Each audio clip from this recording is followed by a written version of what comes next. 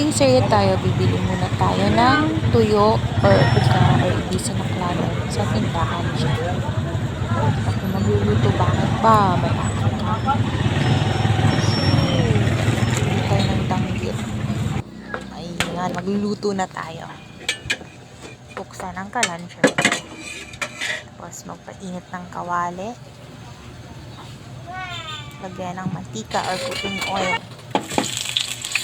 Tapos ilunod natin ang bawang, pampawala ng aswang. Tapos ilagay natin ng kamatis at sibuyas. Isa lang ito ng aking pinritong uga.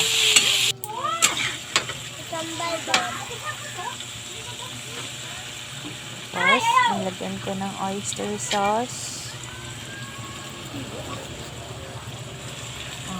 Pinong paminta. Tapos magic sarap. Tapos nilagyan ko din pala yan ng salt and sugar pampabalance ng lasa.